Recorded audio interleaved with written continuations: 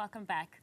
Recent national assessments have shown that about 47% of treated water was lost before reaching consumers. That's significantly higher than the global average of about 30%, largely owing to leaks, aging pipelines, illegal connections, and inadequate maintenance. The financial impact is severe, with the Auditor General's findings indicating that municipalities lost 14.89 billion rand worth of water in 1 year, highlighting the economic cost of infrastructure deterioration. Now, for more, we are joined by Dr. Ferrial Adam, who's the Executive Director at WaterCAN. Dr. Adam, thank you so much for your time. A very good evening to you. Almost half of our treated water is lost and not even making its way to consumers. Good evening, Masa, and to your viewers. Yes, that is correct, which is a real problem. And it's not all lost through leaks. Some of it is, as you know, the non-revenue water. Some of it is lost because of theft, and some of it is non-billable water. But I think the biggest chunk of it is from leaks. And I actually wanted to start there with definitions, Dr. Adam, when we talk about physical losses and what that entails. That means basically that the water that Joburg or any municipality is buying, and then that physical loss is it's gone through leaks or burst pipes or infrastructure damage. So that's actual water loss. It's a shocking figure to lose billions of rands in 1 year due to this problem, but now we're hearing 400 billion rand is what is needed to address the maintenance backlog in some of the worst municipalities. Surely the problem was identified before it got this expensive? Yes. In fact, you know, there were figures that were mentioned about 10 years ago, by the way, that said to fix all our municipal issues in the country, we need about 1 trillion rand. The 400 billion, as you rightfully said, is for specific municipalities and not all. It's the very bad ones. But that means we still need more for all the rest. And yes, you're right. We didn't have to wait to get to this point to realize that there is a disaster. Dr. Adam, you know, municipalities' water losses haven't been rectified. So would this 400 billion rand be like going into a bucket full of holes? Because the minister herself says the decline in water and sanitation services is mainly attributed to municipalities not prioritizing funding for operations and maintenance. So then giving the worst performing ones an additional 400 billion rand, how does that address what they don't prioritize when it comes to funding and operations and maintenance? So that's exactly why we're saying that it's not enough to just give the money to municipalities so that it goes back into that leaking bucket, so to speak, but that we need to make sure that any money, any new money coming in now, including that 400 billion, must be ring-fenced for water and sanitation. And that money must be used to fix the infrastructure.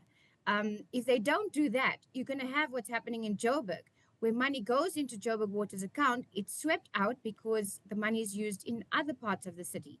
So that's something we need to avoid, and we need to make sure that that money only gets there once there's ring fencing, and that is the key thing in each of those municipalities. I think what's also important is that there has to be, while the minister has said that, you know, this is what municipalities has done, we need to have a holistic view in terms of the smaller municipalities that don't have the skills. They don't have the skills to do what they need to do. And how do we then intervene in those instances as well? Yeah, and speaking about those municipalities that don't have the skills as well, it looks like a number of them haven't responded to intervention mechanisms, like submitting their annual reports as well to the Department of Water and Sanitation. So if they are already on this kind of trajectory, what else can be done? Do we run a parallel system where water is kind of outsourced by a different entity because the state is failing at it? So I think at this point, that is what the department is proposing, but we're not there yet. What needs to happen is that there needs to be a little bit of hand-holding through this process. So if they're going to be, like any place, if you're going to be getting a loan or you're going to be getting a grant, there has to be specifications on how you use that grant, how that money is going to be spent. And I think maybe for the smaller and for the more hardest hit municipalities, there needs to be a national treasury hand-holding through the process. I think that that really has to be done. Yeah. Otherwise, we're really going to be in the same situation again. The other thing is also identifying in each of these municipalities what needs to be fixed, because you can't go and spend all that money and build new reservoirs when your existing pipes are leaking. So even the decisions on what is going to be prioritized needs to be done with informed decisions, engineers and other skilled people as well. You know, another top issue when it comes to this is the quality of the water. The Blue Drop report found that almost half, which is 46% of drinking water in municipal water supply systems, does not actually comply with safe drinking water standards. And basically, it's not safe for consumption. Now, if one looks at the past results, it's clear that it's just getting worse, with the number increasing by 5% since 2014. So are we on a downward trajectory when we're talking specifically about the quality of our of our water for us to consume? Yeah, I actually do think so. I think I'm waiting eagerly for the new Blue Drop and Green Drop to be released in March, so that we can see what the trajectory is. But I think you're right. I think that, you know, given what we've seen and where we are, that there would be a downward, we would have done a little bit, you know, worse than previous years. I just want to say, you know, simple things like we're dealing with an area in Kwakwa where they have found bloodworms in their tap water about 2 weeks ago. This was supposedly dealt with. The water was cut off. The water's back again, and it's bloodworms again. And that shows that there's a problem in the cleaning of the whole process, the water treatment. So there are clear issues across South Africa, and it's not, you know, it's not a localized issue. So yeah, it is a concern, and I do think that what we will see is a decline.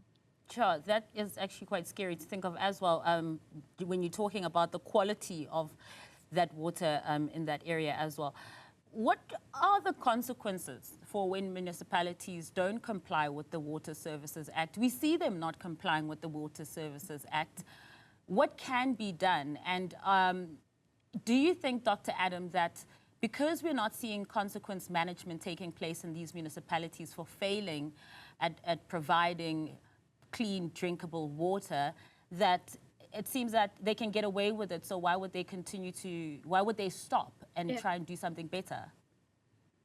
And that's exactly the problem, is that unless we have some level of consequence management, or people lose their jobs for not doing what they need to do, and not just, you know, the middle managers, because this is a life and death issue. Water and sanitation, people are losing their lives.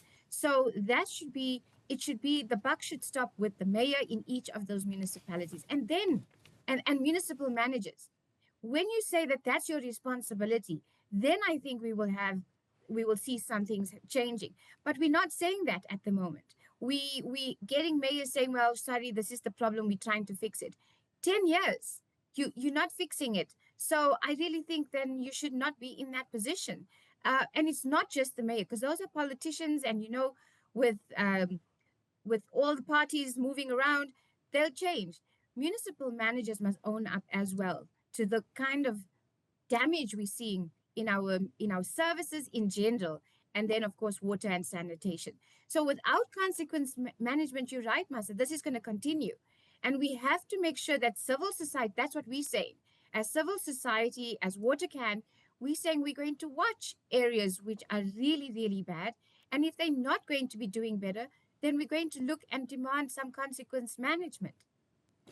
Just before I let you go, Dr. Adam, you know, it is a local government election year. Lots of promises will be made in an election year, as we know. Water will be a big one when it comes to cities like Johannesburg as well.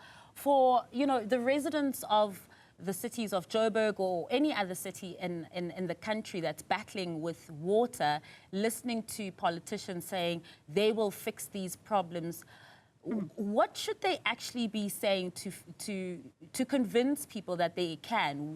What does a good plan look like when it comes to our water? Because it's not as simple as electing somebody and then suddenly the problem goes away. Absolutely. I think that they need to be brave enough. Firstly, there's no one party that's going to, no one person, no one party is going to fix the kind of issues we're facing right now. It's going to be a long-term or medium-term solution. But having said that, I think it would be nice to see that when they talk about ring fencing, it's not just in words. They say how it will happen. They will talk about the fact that water and sanitation now, as we've seen and as we've proven in many parts of the country where we're working, is that you have to have collaboration with civil society. What kind of collaboration are you planning, and what are your plans? Many of the parties that I've seen are thinking of just selling off parts of the water and sanitation to private sector. Is that the solution? I don't think so.